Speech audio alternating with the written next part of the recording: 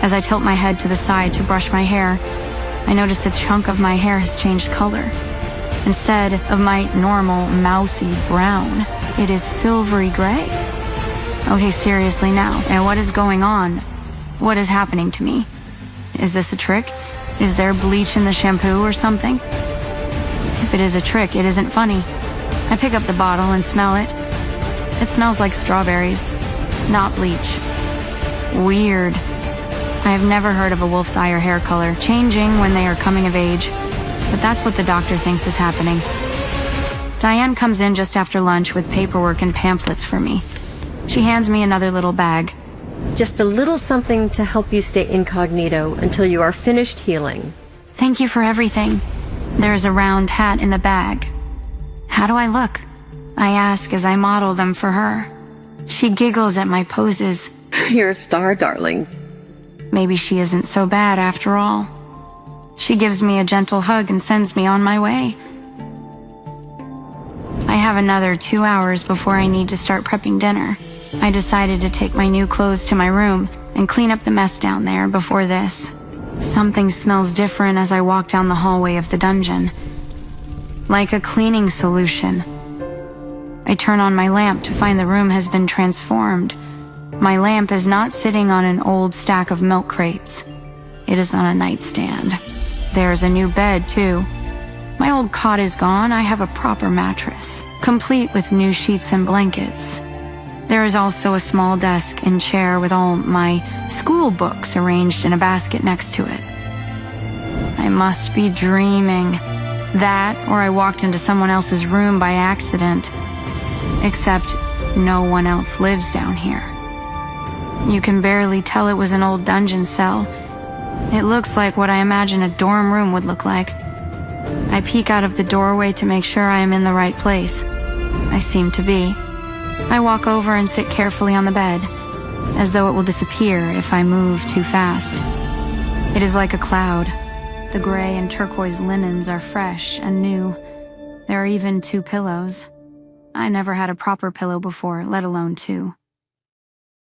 As far as I know, Diane is the only one who came down here while I was in the hospital. Could she have had all this done? Surely she will get in trouble when Alpha Edward finds out.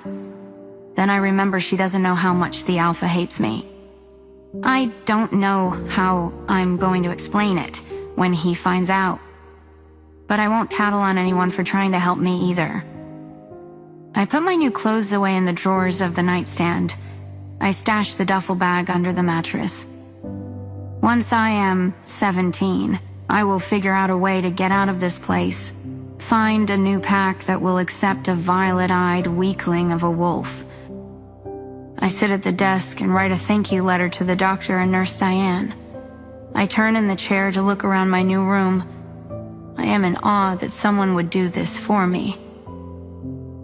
I must have been daydreaming because I didn't hear the door at the top of the stairs. Instantly, I freeze. I hear 2 sets of footsteps coming down the hall. I can smell Alpha Edward's scent getting closer. I don't know who the other scent belongs to. Instinctively, I scramble and stand in the middle of the room just as they get to the doorway. He leans against the frame and crosses his arms. I can feel my whole body tremble as he stares. My eyes are glued to the ground. I do not want him to see my new eye color shining through. Can I help you, Alpha Edward? That little stunt you pulled cost me a lot of money. And when you cost me money, you cost my whole family money. I am sorry, sir. I apologize, although I have no idea what stunt he is talking about. I look up just enough to see Marcy, the Alpha's daughter, is also standing in the doorway. Marcy takes a step closer, and I can feel tears starting to sting the corners of my eyes as my arms shake uncontrollably. How am I gonna face her at school? I haven't had a conversation with her since her mom made me live in the dungeon anyway. But as far as I know, she had no idea I live down here now. She is going to tell everyone for sure. And do you know how disgusting the food has been for the past 2.5 days? I just nod, still looking at the ground.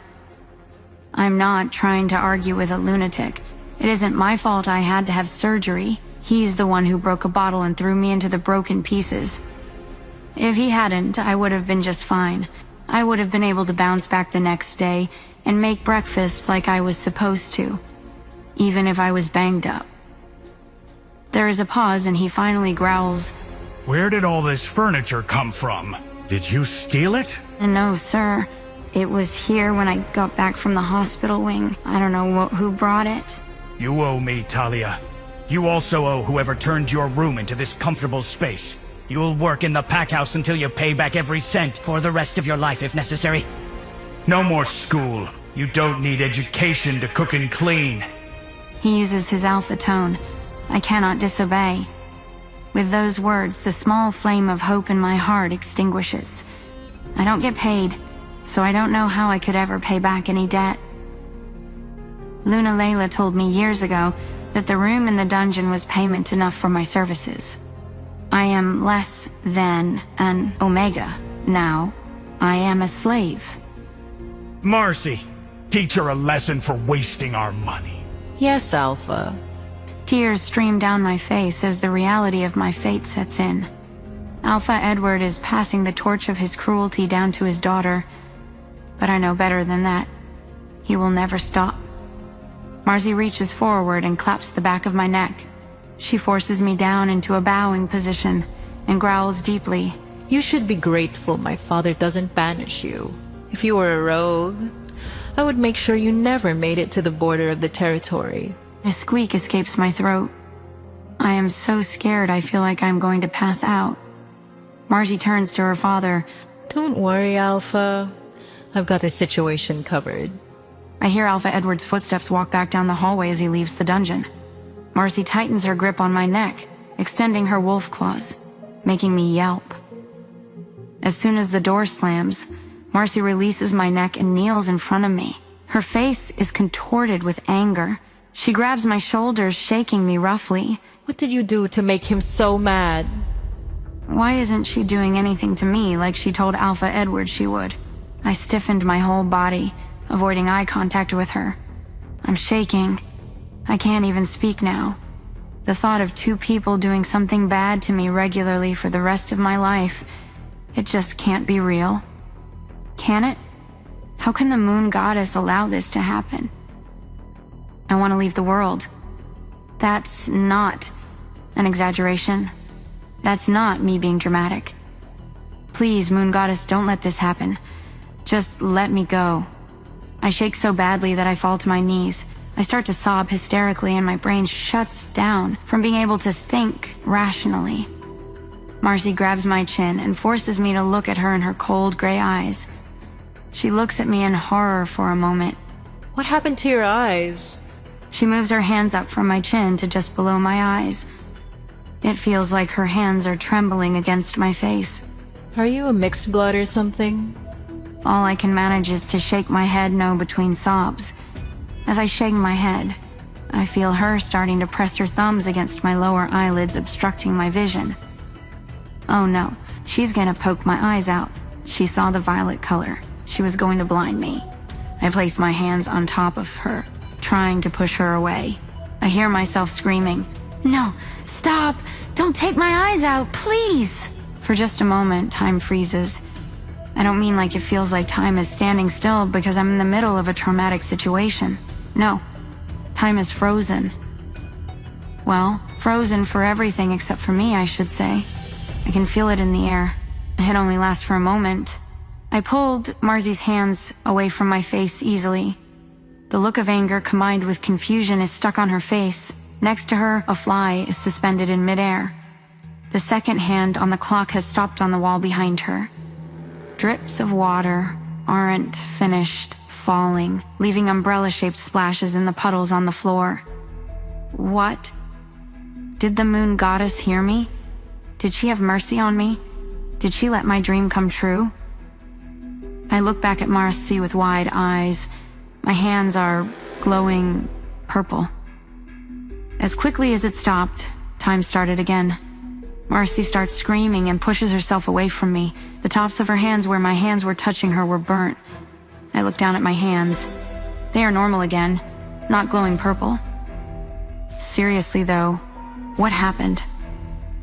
I shut my eyes tight, waiting for Marcy to retaliate. If you tell anyone, I will kill you, She says in my ear. Then she punches me in the stomach, knocking the air out of my lungs. I hear her footsteps running down the hall, then out the door.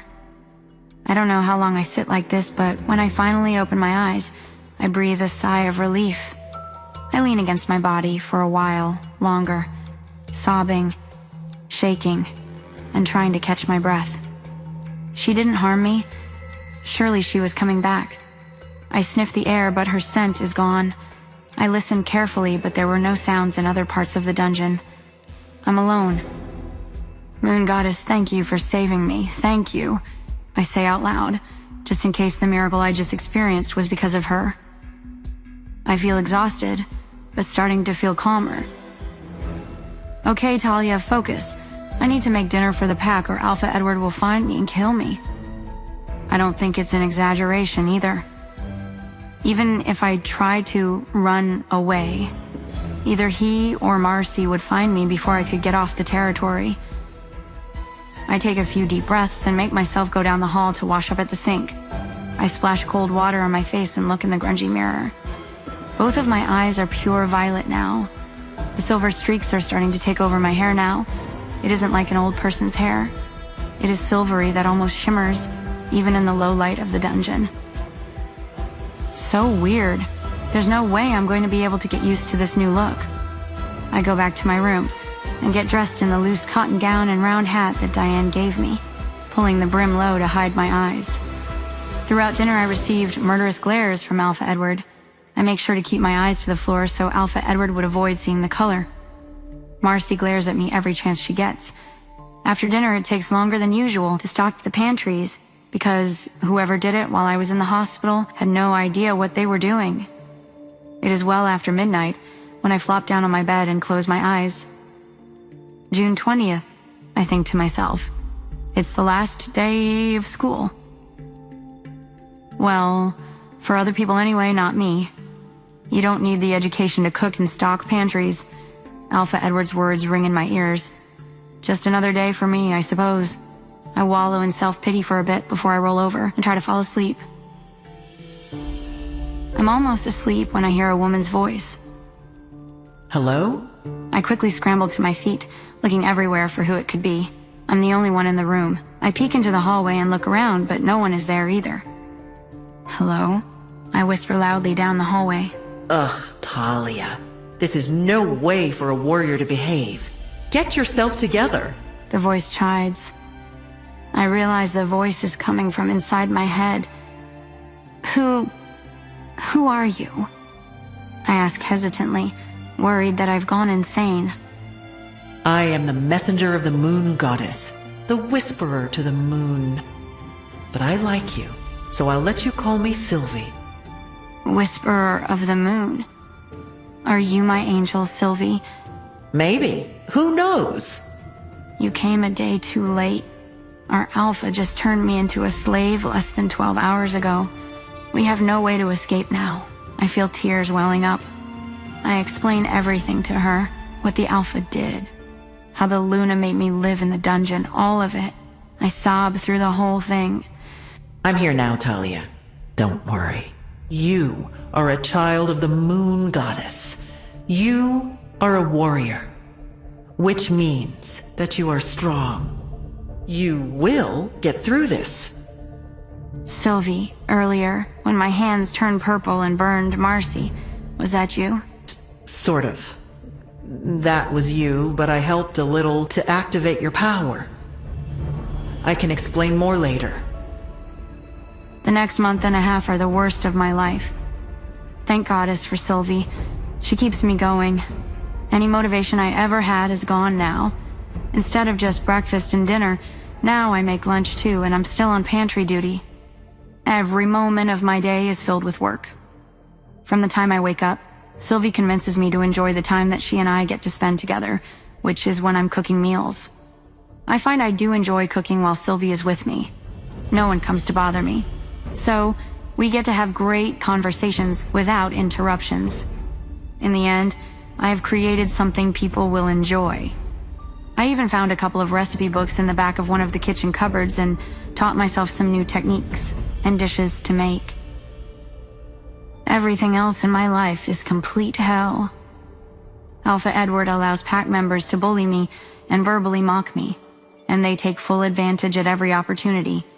He comes to my room multiple times a week to harm me and berate me for imaginary offenses I haven't committed. Sometimes Marcy comes and watches. A couple of times she even gets the whip for her father, but she never actually does anything bad to me. I swear I see her smiling while she watches. Sylvie tries to convince me to fight back, but that would be a death sentence. If I fight back, or even worse, if I shift, I'm certain I'd be dead. Sylvie keeps telling me everything will change when I shift. She keeps saying, "You are a daughter of the moon goddess, and you are her warrior."